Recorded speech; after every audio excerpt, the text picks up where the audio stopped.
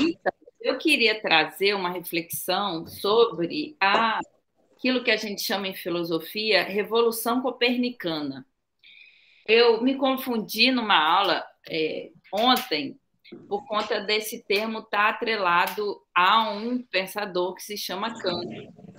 E eu não ter colocado isso com a devida propriedade. Revolução Copernicana.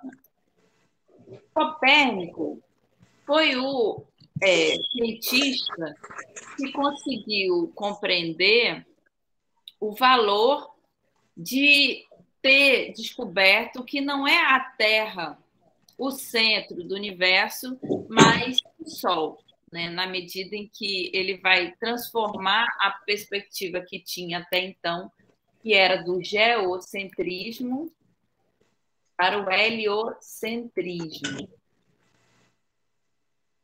Aí eu acho muito doido isso, né? Porque você imagina, até então, na perspectiva, durante pelo menos 1000 anos, na perspectiva medieval, sobretudo, na época medieval, vai perdurar a ideia de que a Terra ocupa o centro do universo. Aí o Copérnico fala, não somos nós o centro do universo, mas é o Sol. E aí ele muda a perspectiva no sentido de que favorecer a ideia de que somos nós que estamos nos movendo. É uma revolução extraordinária, né? Você imagina, até então se imaginava que a gente estava parado na Terra e a Terra era plana. E aí veio Copérnico e falou: não, na verdade, nós estamos girando ao redor do Sol, nós estamos em movimento ao redor do Sol. Me parece extraordinário, né? Porque você é meio uma ideia muito louca, eu acho, né? Você começar a imaginar que você está girando, a gente está girando, e de fato a gente está girando, né? A Terra está girando, tanto em torno de si mesma quanto em torno do Sol. E essa concepção vai revolucionar tanto as disciplinas que eram até então mais importantes, né, que é a teologia, a ciência que está nascendo nessa época, quanto a filosofia. E aí a gente tem várias repercussões dessa concepção na filosofia. Tem um filósofo que se chama Kant, Immanuel Kant, que vai ser conhecido como tendo efetuado o que a gente chama de Revolução Copernicana. O que quer dizer a Revolução Copernicana? Quer dizer a possibilidade de conceber que, ao contrário do que concebe Copérnico, e aí pode dar confusão, porque apesar da gente chamar a Revolução de Kant de Revolução Copernicana, o que acontece é que Kant fala que não é o mundo que está girando, mas é a nossa perspectiva que está criando o mundo, que está sintetizando o mundo, que é o termo que ele usa. O Kant vai falar que nossa experiência de mundo é uma síntese que a gente faz de tempo e espaço. Né? O que significa o seguinte, assim como hoje a gente está aqui, são 7h36 da manhã, quinta-feira, nesse espaço aberto pela cibernética, que é a internet, nesse espaço e nesse tempo, a gente conseguiu sintetizar o tempo, que é esse tempo da manhã, e o espaço, que é o espaço da internet, para tornar essa aula possível. Essa síntese de tempo e espaço, o Kant vai falar que todo ser humano faz. Todo sujeito, ele vai chamar por sujeito transcendental, realiza, né? Todo sujeito transcendental realiza essa síntese a priori, que quer dizer antes da experiência transcendental, né? Então, assim, o que o Kant vai tornar possível da gente pensar é como que cada experiência, para que a gente tenha a experiência mesma tornada possível, antes não é o mundo que surge, antes somos nós que efetuamos uma síntese de tempo e espaço que torna o mundo possível. Essa compreensão é muito radical e o ponto, por que ela se chama Revolução Copernicana? É porque ela tira o assento da existência do mundo para conceder ao sujeito a possibilidade de criar o mundo. na medida em que realiza essa síntese. Então, até Kant, a gente tinha uma forma de pensar o mundo como existente em si. O Kant vai falar, olha, não existe mundo em si, não existe coisa nenhuma em si, existe apenas para mim. Então, aquilo que os fenômenos que surgem para mim é porque a minha percepção realizou uma síntese de tempo e espaço.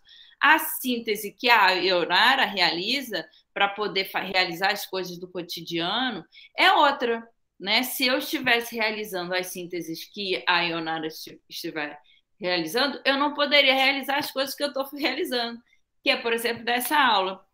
Então, a gente tem um momento que a gente consegue realizar juntos a síntese, que é quando a gente compreende algo juntos, mas juntas, no caso. Mas essa realização é porque antes a gente sintetizou o tempo e o espaço para tornar essa reunião de sínteses possível. Então, a gente tem, assim, o Kant como um filósofo genial, radical, que concebe essa possibilidade de que somos nós que construímos, produzimos o mundo, e apenas nós, né, o ser humano, os animais não têm essa capacidade de estar no tempo e no espaço. A partir do Kant, a gente vai poder conceber a criação da cibernética, por exemplo, né, essa realidade que a gente chama uma realidade inventada pela máquina, né, pelo computador, a partir do computador, a partir do celular, é uma realidade fruto de uma invenção da máquina e que só se torna possível porque a gente sintetiza o tempo e o espaço e passa a perceber uma realidade que é uma realidade absolutamente imaginária e com simbólico, né? Tem um peso simbólico que tende a se perder também. A gente vai ver um pouquinho por quê. O que eu acho interessante da gente conceber é que, por mais sensacional que o Kant seja, e é sensacional, ele traz essa possibilidade da gente pensar isso, que é o tempo e o espaço, como invenção do sujeito, como síntese do sujeito, pela primeira vez na história, o Kant tem um problema que é o seguinte: o Kant ele era racista e era machista. Então, assim, hoje que a gente pode dizer isso, né? Que o Kant ele é um autor que vai justificar o racismo, vai considerar as pessoas negras inferiores, vai justificar o processo de colonização e vai defender essa consideração de que o homem é superior à mulher. Isso não era possível até 10 anos atrás.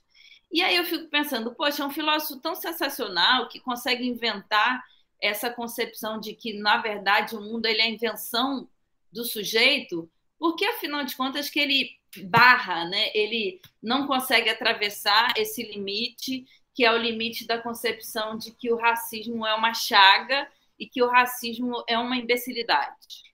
Né? Por quê? Acho que o Kant ele tem essa deficiência, né? De que ele chega com uma compreensão sensacional, ele fica meio embevecido com isso, ele vai desenvolver 3 obras muito densas, calhamaços mesmo, em cima dessa hipótese. Ele fica tão embevecido, eu acredito, com essa hipótese, que ele vai tentar pensar, poxa, se isso é verdade, né? Que a concepção de que o sujeito cria a realidade, vai ser muito complicado para eu defender uma ética, né? Porque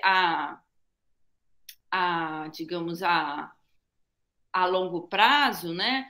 A tese de que o sujeito transcendental ele cria um mundo que é o dele vai esbarrar, né, com a ética, né? Porque a tese de que o sujeito cria o mundo é quase como se o sujeito ele, digamos, ele concebesse que é tudo perspectiva, é tudo relativo, é relativo a cada sujeito. Né? O mundo ele não existe em si, ele é relativo àquilo que eu posso sintetizar do mundo. Né? O mundo não é em si, mas ele é relativo àquilo que a Ionara pode fazer de síntese do mundo. E aí o perigo dessa tese está em conceber que a ética também é relativa. E isso o Kant não vai aceitar, que a ética seja relativa. E aí ele vai escrever 3 obras, uma que é a Crítica da Razão Pura, em que ele A vai... ética não pode ser relativa, agora o racismo e o machismo, sim. São coisas, é como se fossem coisas em si. Ele vai justificar o racismo, né? Ele vai falar, olha, Sim. a alma da pessoa negra é inferior. Igual o presidente, né, da instituição, esqueci agora. Palmares? Isso, obrigada. Ah, sim, é o diretor. É, diretor. O diretor interino, digamos assim, que foi colocado lá na Fundação Palmares pelo Bolsonaro e que já ameaçou várias vezes destruir a fundação e a memória da fundação. Tem vários processos, né, em jogo e o movimento negro unificado conseguiu algumas reivindicações desse movimento, que é, por exemplo, não permitir que eu nem gosto de falar o nome dele, nem quero saber o nome dele, mas que ele queria jogar toda a memória do movimento negro que está lá na Fundação fora, e aí o Ministério Público impediu, tornou ilegal esse ato que ele queria realizar. Mas é exatamente, você falou perfeitamente, você lembrou bem. É uma pessoa negra, mas que considera que as lutas e reivindicações do movimento negro não, Tudo não, relevante. não ele, digamos, ele preferiu, no caso, eu acho que ter uma atitude individualista, né? Ele queria o bem dele, não o bem da comunidade negra.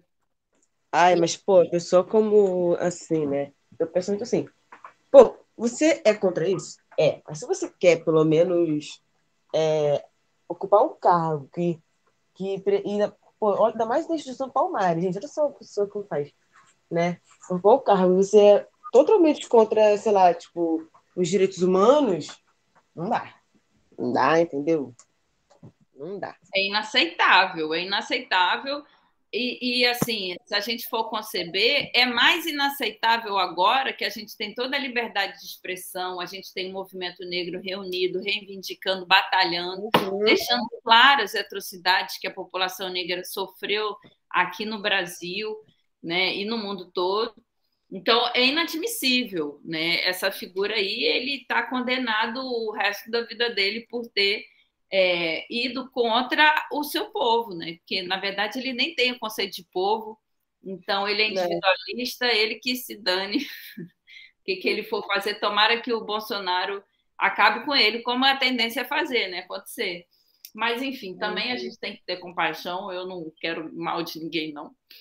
E uma coisa é certa, ele está no lugar errado, no tempo errado. Se essa concepção do Kant estiver certa, né, de que a gente está sempre no tempo e no espaço, ele é a figura que está no tempo errado, no espaço errado, ocupando ali um cargo público indevidamente, como são quase todos, se não todos, os cargos públicos ocupados nesse tempo do governo Bolsonaro, apesar de que eu também estou no cargo público aqui na condição de professora. Ah, Então, mas você tá aí antes dele, entendeu? tem uma diferença, sim. E, na verdade, assim, eu estou aqui também para poder criticar, né? A crítica, e é sobre isso que a gente vai falar hoje, que é com relação a essa questão da saúde pública, né? Por conta do seguinte, a psicanálise, ela tem uma tese, tem uma pesquisadora, psicanalista, que tem uma tese que é o seguinte, a psicanálise concebe a gente como dividido em 3 tópicos, que é o ego, o id e o superego, isso em latim, né? Quer dizer, o ego é o eu, o id é a parte selvagem, nossa, que é a maior parte, e o superego é aquela parte que controla, é como se fosse a polícia. E aí o Freud vai defender a hipótese, né, de que nós somos essas 3 instâncias, sendo que o superego, que é a polícia, ele tende a ficar mais forte quanto mais a sociedade é tirânica. E aí, a tese da psicanalista que eu queria trazer, eu não consegui achar o nome dela aqui, mas daqui a pouco eu acho. Eu acho que essa aqui é Elizabeth Hahn, pode ser. Bom, o que ela vai defender é o seguinte: ela vai fazer uma hipótese e vai fazer um trabalho de campo que é com relação à concepção de que quanto mais uma sociedade é repressora, mais existe a tendência das pessoas usarem drogas, né? Então, assim, a ideia é que quanto mais o superego é efetivo, ele é a polícia que condena e sufoca as pessoas, né? No caso, a alma, mais o id tende a ficar irrequieto e tomar espaço. Então, a tese dessa pesquisadora, ela vem defender que é preciso a gente ter sempre uma liberdade de pensamento, por conta disso ser a melhor forma da gente prevenir com relação ao uso de drogas. Então, assim, eu lembrei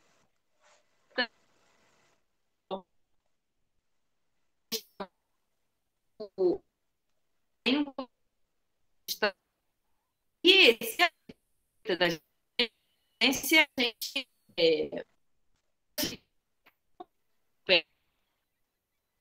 que sofre, vai continuando, vai continuar tomando. E aí, precisa de uma atitude isso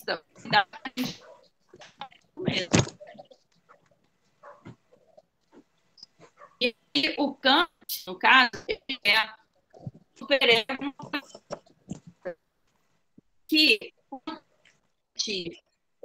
apoia e essa